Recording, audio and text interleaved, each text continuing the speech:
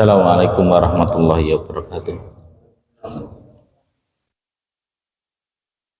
Alhamdulillah hamdan katsiran thayyiban barakan fih kama yuhibbu rabbuna wa yardahu. Asyhadu an la ilaha illallah wahdahu la syarikalah, asyhadu anna muhammadan abduhu wa rasuluh. Qala Allah ta'ala, ya ayyuhalladzina amanu taqullaha haqqa tuqatih wa la tamutunna illa wa antum muslimun. Tsumma amma ba'd. Fa inna asdaqal hadits kitabullah wa khairul hadi hadi Muhammadin sallallahu alaihi wasallam, syarrul umuri muhdatsatuha wa kullu muhdatsatin bid'ah wa kullu bid'atin dalalah wa kulla dalalatin finnar. Alhamdulillah, kita memuji kepada Allah Tabaraka wa Ta'ala atas curahan limpahan nikmatnya kepada kita. Salawat dan salam untuk Nabi kita Muhammad sallallahu alaihi wasallam, pada keluarga beliau, sahabat beliau, dan pengikutnya hingga hari kiamat kelak. Mudah-mudahan Allah Subhanahu wa Ta'ala memasukkan kita semuanya ke dalam golongan orang-orang yang senantiasa setia mengikuti ajaran Nabi kita Muhammad sallallahu alaihi wasallam hingga malaikat maut mencabut nyawa-nyawa kita. Amin ya rabbal alamin. Alhamdulillah, Allah pertemukan kembali kita di majelis ilmu ini untuk sejenak kita mempelajari kalamullah Al-Quran, mempelajari kalam Rasulullah SAW dalam hadis-hadis yang mulia, mempelajari kalamnya ulama yang menjelaskan Al-Quran dan yang menjelaskan hadis Rasulullah SAW tersebut. Mudah-mudahan apa yang kita pelajari nantinya bisa kita fahami, bisa kita amalkan, dan juga bisa kita ajarkan, dakwahkan kepada orang di sekitar kita, terutama keluarga kita, keluarga besar kita, tetangga kita, masyarakat kita. Kita masih di bab yang ketiga, babu man haqqaqa tauhid dakhala jannata bighairi hisab. Bab barang siapa yang merealisasikan tauhid, yang mewujudkan tauhid dengan sebenarnya, akan masuk surga tanpa hisab.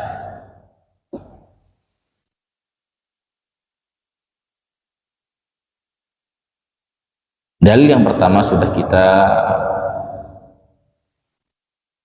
pelajari, yaitu surat An-Nahl ayat ke-120. Itu sudah kita pelajari di pertemuan yang lalu. Saya suruh menghafal atau tidak? Enggak. Baik.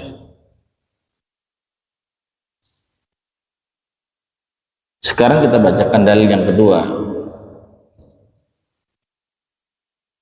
surat Al-Mu'minun ayat ke-59. Waqal, Allah berfirman, walladzina hum bi rabbihim la yusyrikun, dan orang-orang yang mereka kepada Rabb mereka, kepada Allah Tabaraka wa Ta'ala, la yusyrikun, tidak berbuat kesyirikan, mempersekutukan Allah.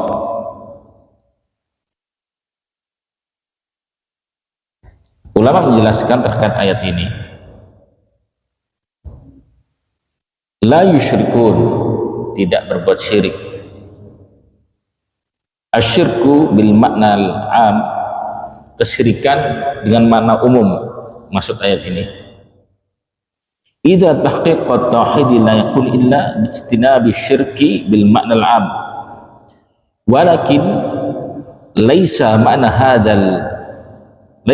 hadha alla taqa minhum al-ma'asi lianna kulla bani adam khata' wa laysa bima'sum, walakin idza asaw fa innahum yatubuna wa la yastamirrun. Di surat Al-Mu'minun ayat 59 ini firman Allah, walladzina hum bi rabbihim la yusyrikun, dan orang-orang yang pada mereka tidak berbuat kesyirikan, mereka tidak berbuat syirik. Maksudnya kesyirikan yang bermakna umum, karena untuk merealisasikan tauhid harus menjauhi kesyirikan yang bermakna umum. Akan tetapi bukan artinya seseorang itu tidak pernah berbuat maksiat sama sekali.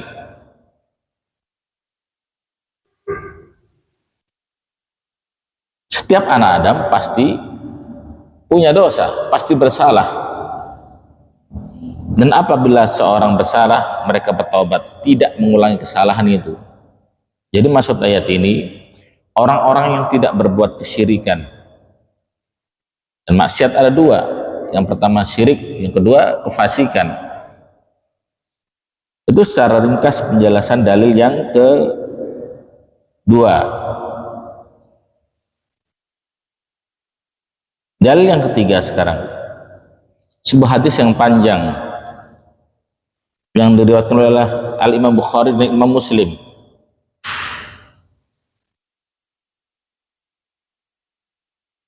An Husain ibni Abdurrahman qal, dari Husain bin Abdurrahman, dia mengatakan,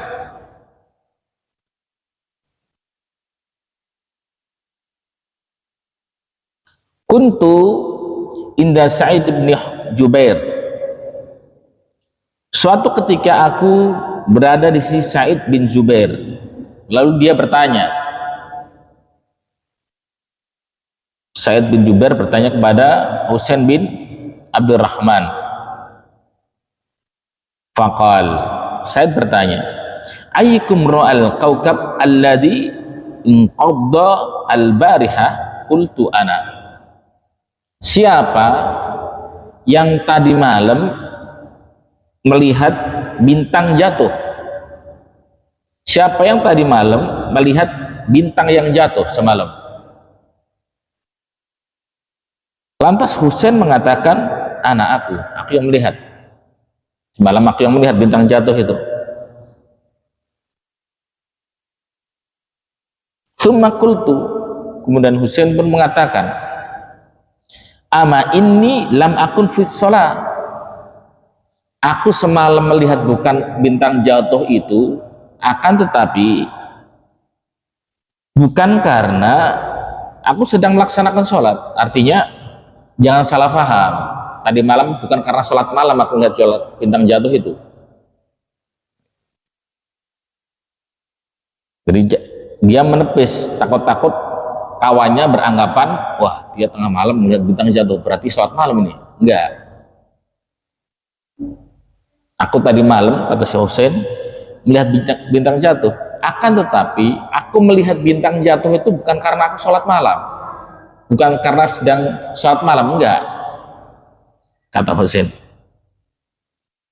Walakinni ludhiqtu, akan tetapi aku enggak tidur tadi malam itu karena disengat kalajengking, bukan karena sholat malam. Qala fama sunata, lantas Sa'id bin Jubair mengatakan, lalu apa yang kau lakukan? Apa yang kau lakukan?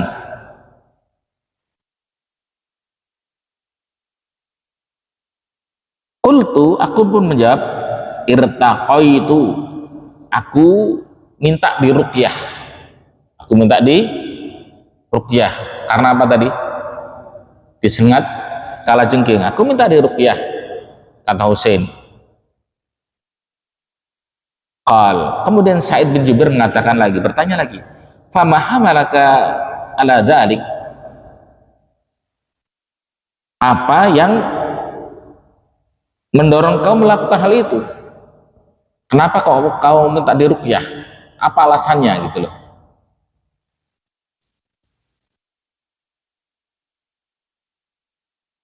Qultu, aku pun menjawab, kata Husain, hadatsana asy-Sya'bi, aku disengat kalajengking minta diruqyah ini karena satu hadis dari As-Sya'bi.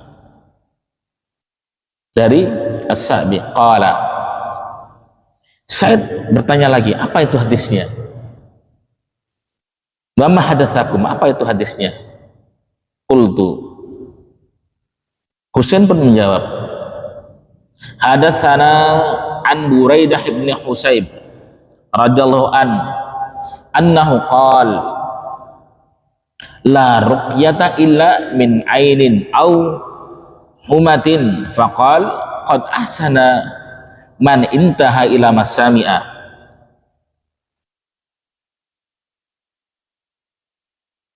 Dia menuturkan hadis dari Buraidah bin Husayb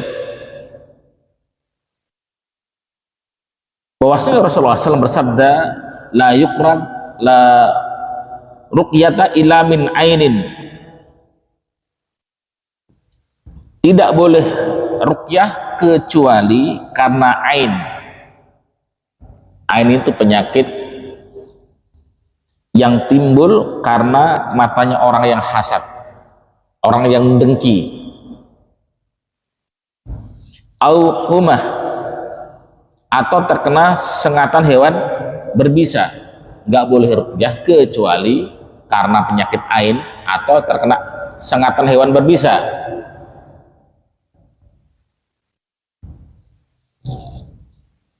Lantas Sa'id mengatakan, qad ahsana man intaha ila masami'a, sungguh telah berbuat baik orang yang mengamalkan apa yang dia kerjakan. Sungguh telah berbuat baik orang yang mengamalkan apa yang didengarnya. Dari hadis Rasulullah SAW. Apa hadisnya tadi? Tidak boleh diruqyah kecuali karena ain sama sengatan hewan berbisa. Itu kata Sa'id. Walakin hadatsana Ibnu Abbas radhiyallahu anhuma anin Nabi sallallahu alaihi wasallam qal.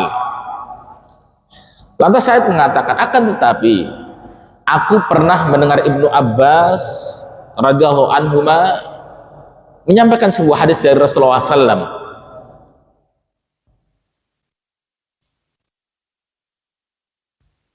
Uridat alayyal umam fara'aitu an-nabiyya wa mahu ar-rahtu wan nabiyya wa mahu ar-rajulu war-rajulan wan nabiyya laisa mahu ahadun.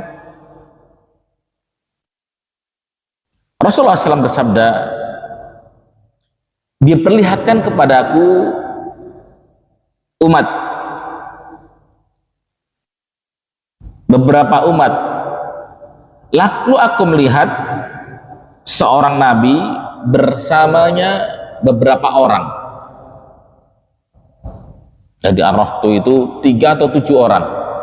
Jadi nabi dihadapkan di kiamat nanti, diperlihatkan kepada Rasulullah SAW beberapa orang, 3 atau 7 orang. Dan Nabi pengikutnya berapa? 3 atau 7 orang. Sedikit pengikutnya Nabi ini.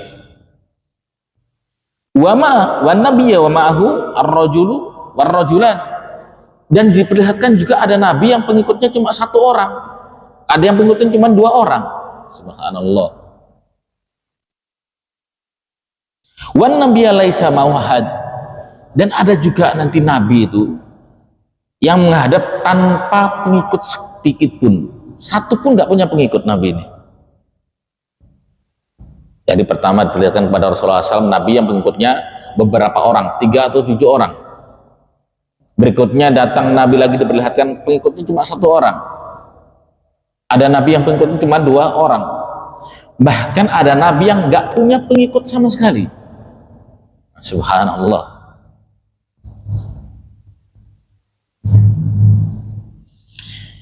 It'rufi ali sawadun azim fasonantu annahum ummati faqila li hada Musa wa qaumuhu.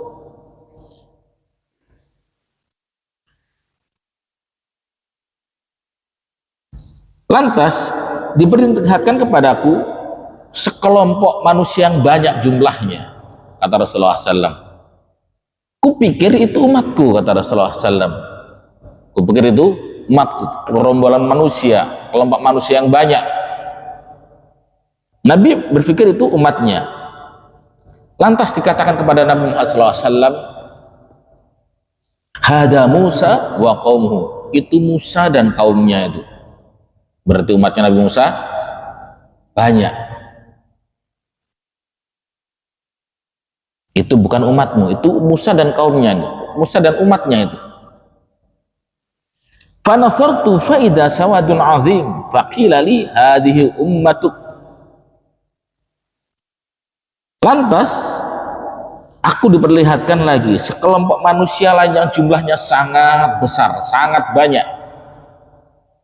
Dikatakan kepada Rasulullah SAW, ini baru umatmu ini. Ini baru umatmu yang lebih banyak dari umatnya Musa alaihissalam. Wa ma'um sab'una alfan yadkhulunal jannata bighairi hisab wala adzab. Dan di antara mereka umatmu yang banyak ini ada 70.000 orang. Berapa? 70.000 orang yang akan masuk surga tanpa hisab, tanpa diadili, tanpa adab, tanpa disiksa, langsung masuk surga. Subhanallah, luar biasa ini. Coba masuk surga tanpa dihisab, tanpa diadab, tanpa diadili, tanpa disiksa, langsung masuk surga. Tsumma nahadha fadakhala manzilahu fakhadha an-nas fi ulaika faqala ba'dhum wala'allahum alladhina sahibu Rasulullah sallallahu alaihi wasallam wa qala ba'dhum wala'allahum alladhina wulidu fil Islam wa lam yusyriku billahi syai'an wa taqaru asya. Setelah Rasulullah SAW menyampaikan itu, kemudian beliau bangkit dan masuk ke dalam rumahnya. Maka para sahabat pun berbincang tentang siapa 70.000 orang ini. Sebagian sahabat mengatakan mereka ini sahabat-sahabat Nabi, orang yang menyertai Nabi dalam hidupnya mungkin ini. Sebagian sahabat lagi mengatakan, oh mungkin mereka ini yang dari kecil lahir Islam, gak pernah buat syirik sekali.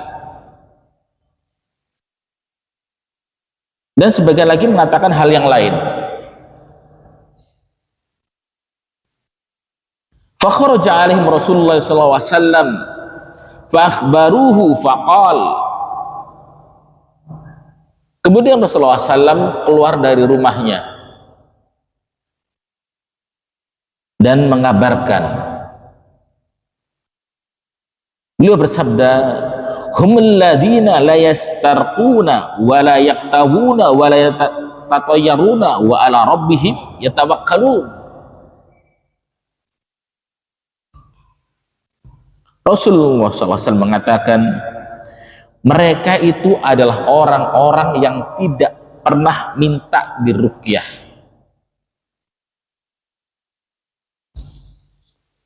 Itu yang pertama. Yang kedua, mereka itu adalah orang-orang yang tidak pernah minta pengobatan kai, mengobati luka dengan cara besi dipanaskan. Ini titik tertentu. Wala yatatayyarun, mereka itulah adalah orang-orang yang tidak melakukan tatoyur, anggapan sial. Tidak pernah ada dalam diri mereka itu. Wa ala rabbihim yatawakkalun, dan mereka bertawakal kepada Allah. Orang-orang yang hanya bertawakal kepada Allah. Faqama Ukasyah, lantas sahabat Ukasyah pun berdiri. Faqama Ukasyah ibnu Mihsan, maka sahabat Ukasyah bin Mihsan pun berdiri. Faqal, Ukasyah mengatakan, ud'ullaha ayaj'alani minhum ya Rasulullah, mintalah kepada Allah agar aku termasuk golongan yang 70.000 masuk surga tanpa diadili, tanpa disiksa tadi. Faqal, Rasulullah SAW pun menjawab, anta minhum, kau Ukasyah masuk golongan itu. Luar biasa ini, subhanallah. Kabar dari Rasulullah SAW bahwasanya Ukasyah pasti masuk surga. Nggak cuma di situ, nggak cuma cukup sampai di situ, masuk surga tanpa hisab, tanpa azab. Masya Allah. Summa qama rajulun akhar, kemudian berdirilah laki-laki yang lain. Faqal, dia pun mengatakan, ud'ullaha ayaj'alani minhum ya Rasulullah, minta kepada Allah aku termasuk golongan itu, kata laki-laki ini. Faqal, Rasulullah SAW pun menjawab, syabaqaka biha Ukasyah, kau keduluan Ukasyah, kau keduluan Ukasyah. Nah, jadi dari hadis yang mulia ini, yang pertama dikisahkan tentang Husain bin Abdurrahman yang pernah suatu ketika bersama Sa'id bin Jubair, yang ketika itu Sa'id bin Jubair menanyakan, siapa tadi malam yang melihat bintang jatuh? Husain menjawab, saya. Tapi saya melihat bintang jatuh bukan karena sholat malam, karena sakit, disengat kalajengking.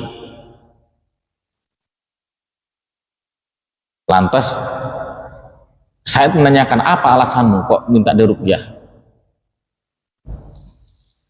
Apa yang mendorongmu? Fama hamalaka ala dzalik, apa yang buat kok minta diruqyah ini? Ulama menjelaskan dari hadis, dari riwayat ini, diperbolehkan seseorang meminta bukti, argumentasi, dalil, tapi diiringi dengan adab, etika. Ini yang banyak hilang. Famhal hamalaka ala dzalik, apa yang buat kau begitu? Kok disengat kalajengking minta diruqyah? Coba argumentasimu apa sih? Minta penjelasan, tapi disertai dengan adab. Ini yang banyak hilang dari kaum muslimat.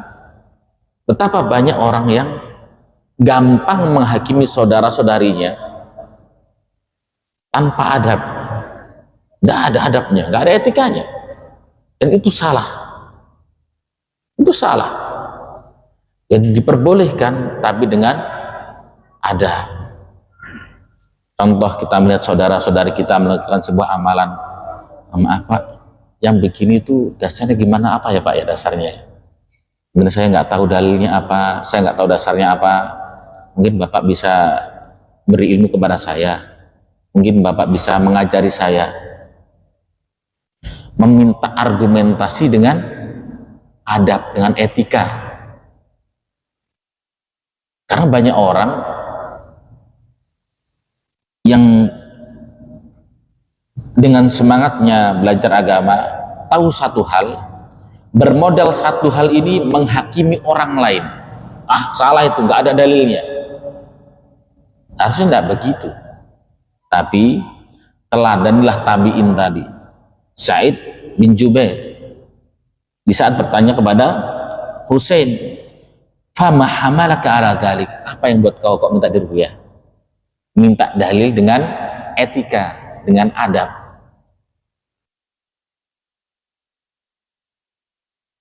Baik.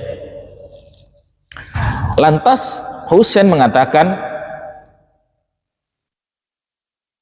sebuah hadis dari Asy-Sya'bi. Alasanku minta diruqyah ini sebuah hadis dari Asy-Sya'bi.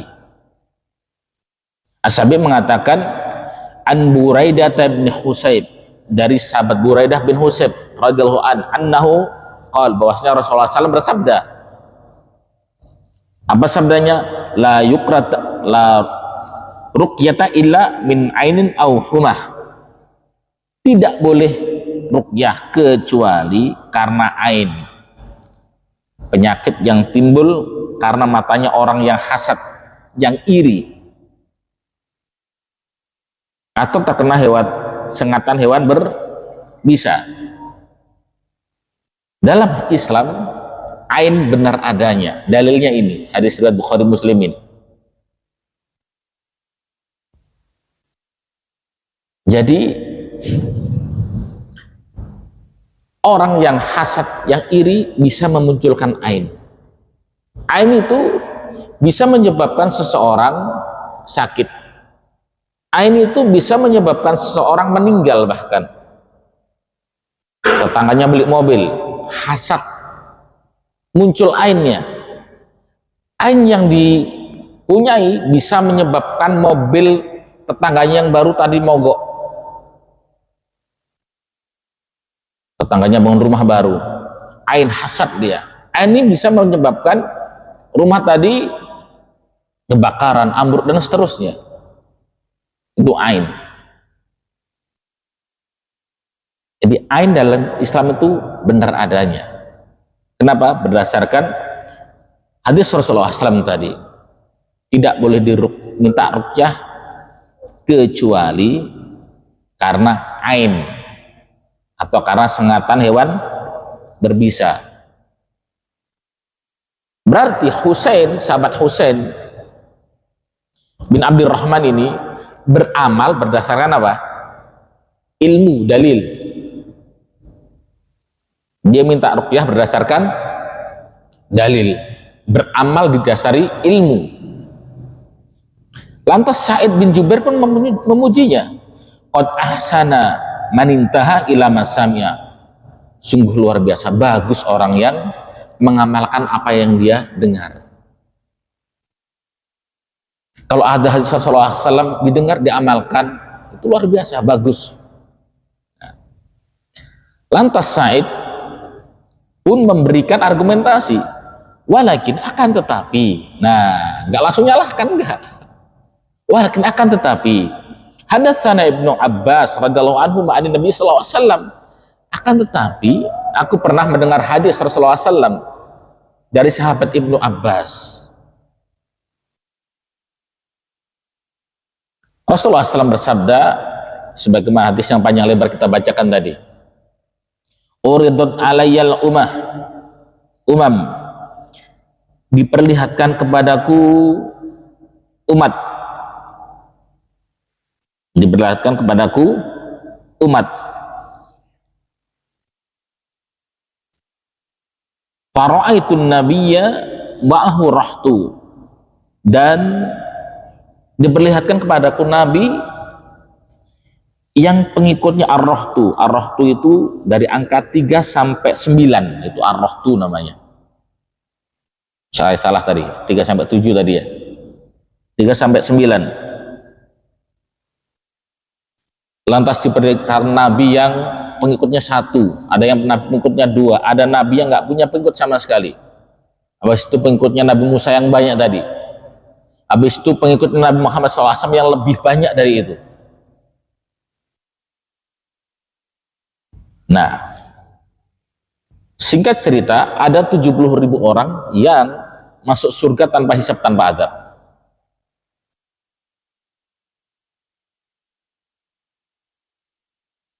Sampai Rasulullah SAW mengatakan, ciri mereka itu yaitu humul ladina layastarqun, yaitu orang-orang yang tidak pernah minta ruqyah, tidak pernah minta di ruqyah.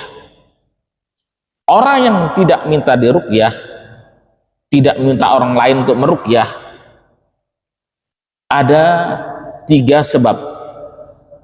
Kenapa kok dia tidak minta di ruqyah? Yang pertama,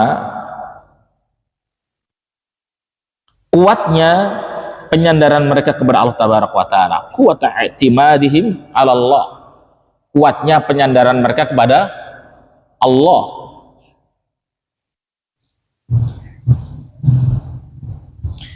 Yang kedua, kebesaran jiwa mereka untuk tidak merendahkan diri kepada selain Allah. Izzahnya tinggi, jiwanya besar. Kenapa? Dia tidak mau merendahkan dirinya kepada selain Allah, kepada orang lain tadi.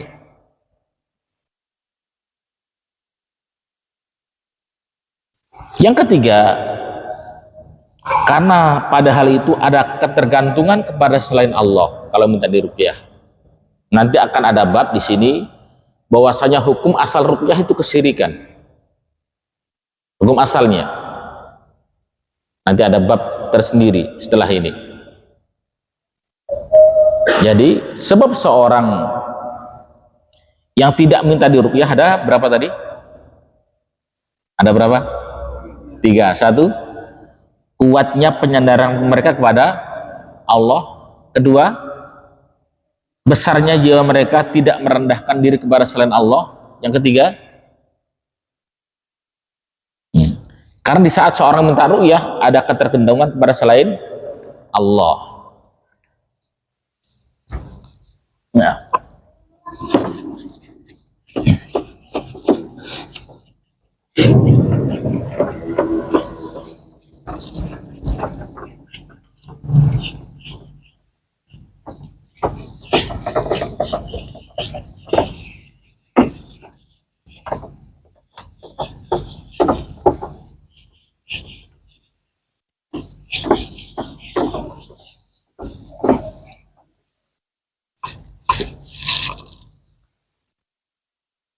Jadi tidak meminta diruqyah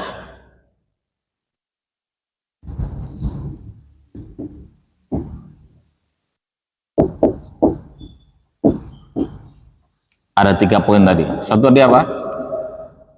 Kuatnya tawakal kepada Allah.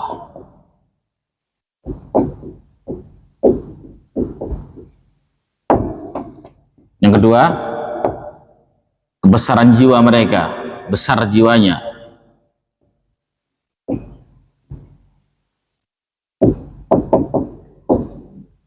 Untuk bergantung pada Allah. Yang ketiga, karena di saat seorang meminta diruqyah, di situ ada ketergantungan kepada selain Allah.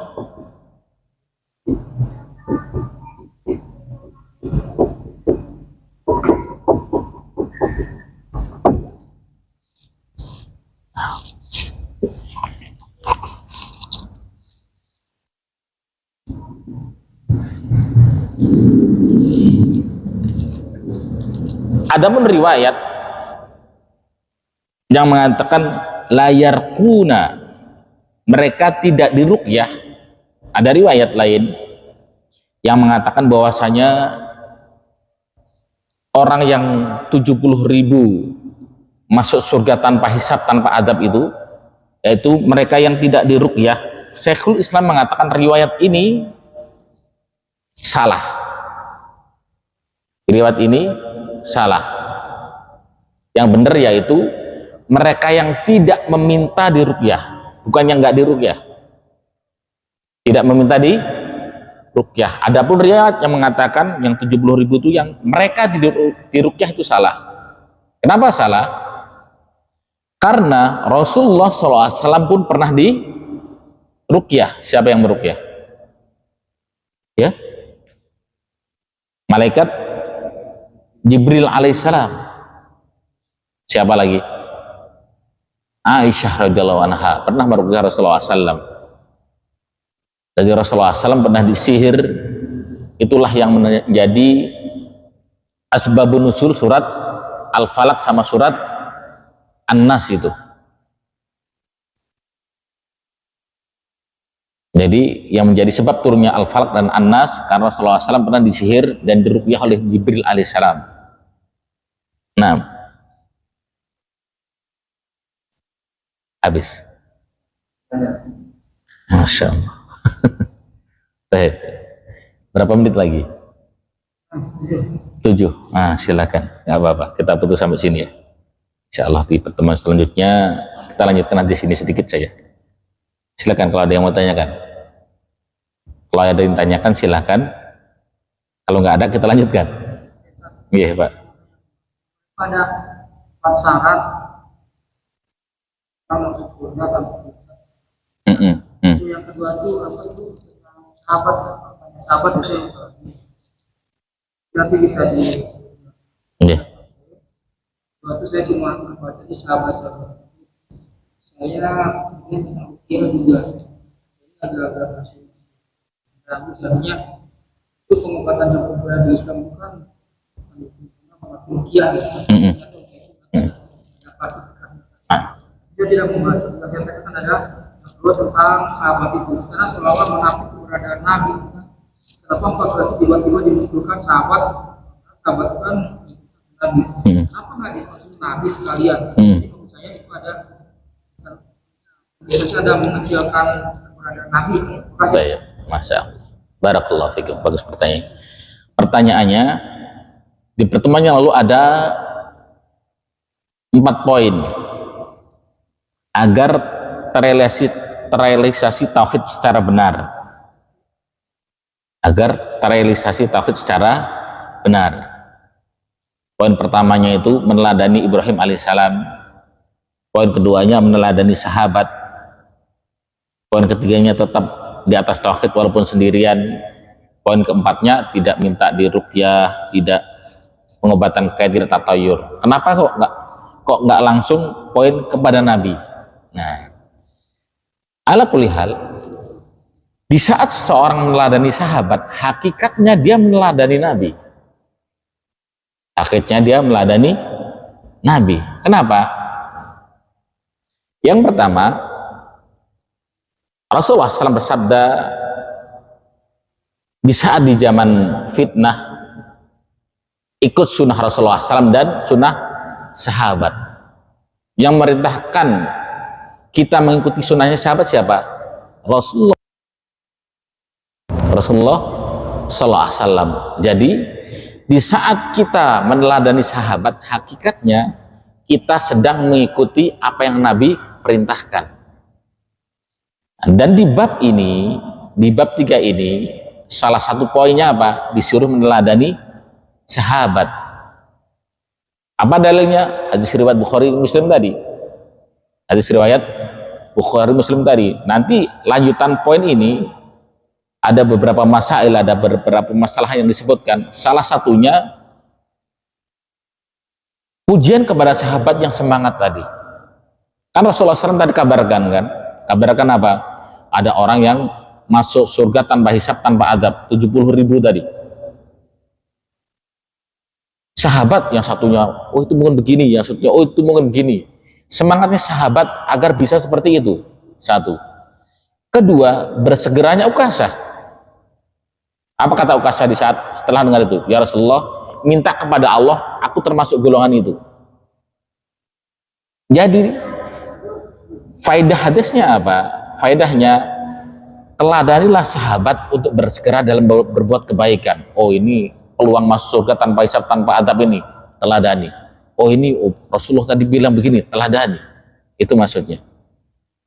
Jadi hakikatnya di saat seorang meneladani sahabat, berarti dia sedang mengikuti perintahnya Rasulullah SAW.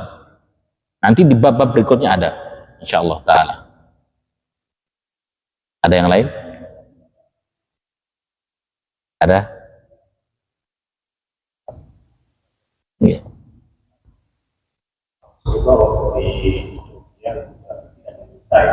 Tidak.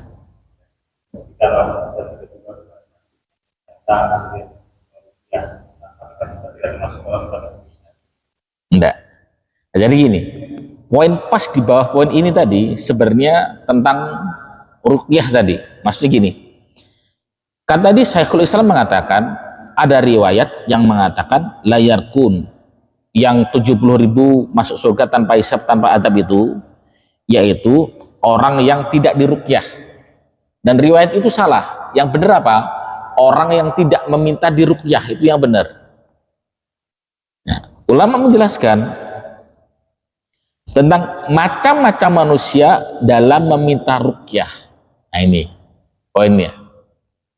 Yang pertama, meminta orang agar meruqyah dia. Meminta orang ini agar meruqyah dirinya. Maka yang seperti ini hilang kesempurnaan darinya. Kesempurnaan apa? Tidak bisa masuk surga tanpa hisab, tanpa azab, tanpa diadili, tanpa disiksa, nggak bisa dia, nggak bisa masuk golongan itu. Itu yang pertama. Yang kedua, tentang ruqyah, dia tidak melarang ada orang yang meruqyah dirinya. Nggak minta ini sakit ada orang ruqyah, dia nggak ngelarang itu. Ulama menjelaskan yang seperti ini tetap ada peluang masuk golongan orang yang masuk surga tanpa hisab, tanpa azab. Kenapa? Dia nggak minta. Contoh, mamanya bapak sakit, sudah bapak sakit ini, istrinya manggil seseorang untuk meruqyah, bapak nggak minta, bapak nggak nolak di ruqyah, nggak minta. Yang seperti ini tetap masuk golongan yang bisa berpeluang masuk surga tanpa hisab, tanpa azab. Ini yang kedua. Yang ketiga, terkait ruqyah, orang yang melarang orang lain untuk meruqyah dirinya. Dia melarang orang lain untuk meruqyah dirinya, golongan ketiga. Yang seperti ini khilafus sunnah, menyelisih sunnah Rasulullah SAW. Kenapa? Karena Nabi pun pernah diruqyah. Nabi tidak melarang Aisyah untuk meruqyah. Ada berapa tadi? 3. Yang pertama, minta diruqyah. Yang seperti ini tidak dapat kesempatan tadi. Yang kedua, dia diruqyah tanpa dia minta. Yang seperti ini tetap dapat kesempatan. Yang ketiga, menolak orang lain yang mau meruqyah, padahal dia nggak minta, dia nolak. Yang seperti ini menyelisih sunnah Nabi. Kenapa? Karena Rasulullah SAW di saat Aisyah meruqyah Rasulullah SAW, Rasulullah nggak menolak dan nggak minta. Nah, wallahu a'lam bishawab. Cukup? Habis? Nah, mungkin itu. Nah, mudah-mudahan manfaat. Kalau ada yang benar yang dari Allah, kalau ada yang salah dari setan dan dari kebodohan saya mohon ampun kepada Allah. Akhir da'wana alhamdulillahirabbil alamin. Subhanakallahumma bihamdika asyhadu an la ilaha illa anta astaghfiruka wa atubu ilaik. Assalamualaikum warahmatullahi wabarakatuh.